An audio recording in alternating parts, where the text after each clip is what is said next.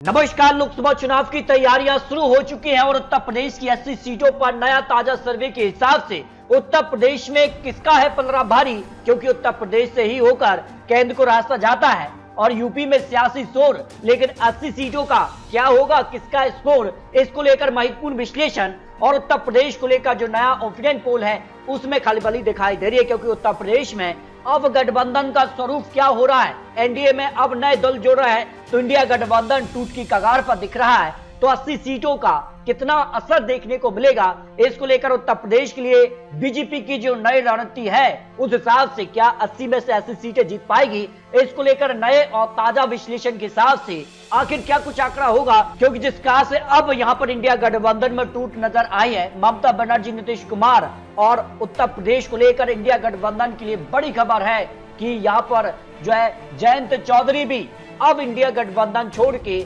यहाँ पर एनडीए में आने वाले हैं, जिस कार की बड़ी खबर सामने आ रही है। तो उसके बाद क्या कुछ आंकड़ा होगा, क्योंकि इस तरह से बात की जाए तो इंडिया गठबंधन में टूट है तो 2024 की क्या तस्वीर बन सकती है। लेकिन उत्तर प्रदेश के लिए बीजेपी ने जो नई रणनीति बनाई है उसमें कई बड़े सांसदों की इस बार टिकट कटने जा रहे हैं, तो वो कौन से नाम होंगे इसकी भी बात करेंगे। लेकिन बात की जाए यहाँ पर दलित ओबीसी बनाम पीडीएफ फाइट में कौन आगे दिखाई देता है, इस पर नए आंकड़े। और भारतीय जनता पार्टी जो पश्चिमी यूपी में यहाँ पर सीटों का नुकसान देखने को मिला था बीजेपी को, यहाँ पर समाजवादी पार्टी ने 4 सीटें तो बीएसपी ने 4 सीटें जीती थी। इसके लिए बीजेपी ने जो रणनीति बनाई उस हिसाब से पश्चिमी यूपी पर कितना हावी कौन नजर आता है, इस पर भी महत्वपूर्ण आंकड़े। आकर बात की जाए तो यहाँ पर सीधे तौर पर अंबेडकर नगर, यहाँ पर जौनपुर, मछली शहर, भदोही, मिर्जापुर, वाराणसी, वो यहाँ पर जिले हैं जहाँ पर सीधे तौर पर माना जाता है कि यहाँ पर ओपी राजभर का असर है। और ऐसे में यहाँ पर कितना फायदा भारतीय जनता पार्टी को दे पाएंगे, कितनी सीटों पर चुनाव लड़ाते हैं। लेकिन अगर बात करें यूपी गठबंधन में कांग्रेस में कहीं ना कहीं खेला हो चुका है। और यहाँ पर बात की जाए तो जिस खास से यहाँ पर इंडिया गठबंधन टूटा है उसके बाद काफी खलबली दिखाई दे रही है। लेकिन बात की जाए तो जनरल वीके सिंह गाजियाबाद से बीजेपी इनका टिकट काट सकती है, क्योंकि माना जा रहा है कि यहाँ पर 75 साल के आसपास के जो नेता है उनको बीजेपी टिकट काटेगी और जो परफॉर्मेंस है उसके आधार पर भी यहाँ पर पूरा एनालिसिस किया है। यहाँ पर राजेंद्र अग्रवाल मेरठ से भी इनका टिकट कट सकता है। संघमित्रा मौर्य का भी बदायूं से टिकट बीजेपी काट सकती है। हेमा मालिनी मथुरा से यहाँ पर भी उनका टिकट कटना लगभग तय माना जा रहा है। संतोष गंगवार का भी बरेली से टिकट बीजेपी काट सकती है। इसके अगर बात की जाए तो काफी कुछ बदलाव इस बार देखने को मिलेगा, क्योंकि इस बार बीजेपी टारगेट 50% से ज्यादा वोटों को हासिल करने के लिए सेट किया है, जिसमें यहाँ पर नए वोटर्स को अपने पाले में करने का भी जो है प्लान तैयार किया गया है। क्योंकि 80 में से 80 सीटों का लक्ष्य बनाया है, क्योंकि 2014 में 73 सीटें, 2019 में सीटें घटी 64 सीटें, लेकिन इस बार सभी 80 सीटों का टारगेट सेट किया है। तो अगर बात की जाए तो 24 की लड़ाई में 400 पार का नारा उत्तर प्रदेश में क्या 80 में से 80 मिल पाएंगी, क्योंकि 2019 में 64 सीटें भारतीय जनता पार्टी के पक्ष में रही थी और महागठबंधन को 15 सीट, यूपीए को 1 सीट मिली थी। लेकिन इस बार यूपीए महागठबंधन 7 चुनाव लड़ रहे हैं। उसके बाद उत्तर प्रदेश की 80 सीटों का जो नया ओपिनियन पोल है उस हिसाब से काफी खलबली दिखाई दे रही है, क्योंकि उत्तर प्रदेश में यहाँ पर ओबीसी करीब 42 से 43 फीसदी है, मुस्लिम 19 फीसदी, दलित 21, सवर्ण यहाँ पर 17 से 19 फीसदी है। लेकिन किसके पक्ष में कौन जा सकता है और यूपी की लड़ाई अब ओबीसी वोट बैंक पर आई, इस पर क्या कुछ आंकड़ा है। संकल्प 80 सीटें क्या सेट कर पाई बीजेपी, तो 2024 में मोदी या महागठबंधन किसकी बनेगी सरकार, कौन बनेगा प्रधानमंत्री, इसको लेकर भी महत्वपूर्ण आंकड़े। लेकिन काफी हलचल उत्तर प्रदेश में इस वक्त दिखाई दे रही है और जिस कहा से अब कहीं ना कहीं जो नया अलायंस बना है इसमें भी दरार देखने को मिली है। तो किसके पक्ष में कौन जा सकता है, 2019 के मुकाबले राहुल गांधी कितनी सीटें जीत पाएंगे, इसको लेकर महत्वपूर्ण आंकड़े। और बीजेपी में अब जो नया गठबंधन बनाया बीजेपी में, क्योंकि कई दल अब वापसी कर गए हैं, नीतीश कुमार भी वापसी कर गए हैं, शिवसेना से सिंधु गुट भी आ चुके हैं और माना जा रहा है कि उद्धव गुट भी यहाँ पर वापसी कर सकते हैं, शरद पवार भी वापसी कर सकते हैं, जिस कार की हलचल दिखाई दे रही है। तो उसके बाद उत्तर प्रदेश को लेकर क्या कुछ आंकड़ा बनेगा। अगर बात की जाए तो यूपी में ओबीसी वोट बैंक यादव 10 फीसदी, कुर्मी 5 फीसदी, मौर्य 5, जाट 4 फीसदी है, राजभर 4 और लोधी 3 फीसदी, गुर्जर 2 फीसदी, निषाद केवट 4% है, अन्य 6% आते हैं। तो किसके पक्ष में कौन जा सकता है? देखिए यूपी में जाट वोट बैंक बीजेपी को 91% जा सकता है, 7% यहाँ पर महागठबंधन के पक्ष में। यादव वोट बैंक 23% बीजेपी के साथ, तो 60% यहाँ पर महागठबंधन के साथ हो सकते हैं। कुर्मी 80% बीजेपी के साथ, तो 14% महागठबंधन के साथ।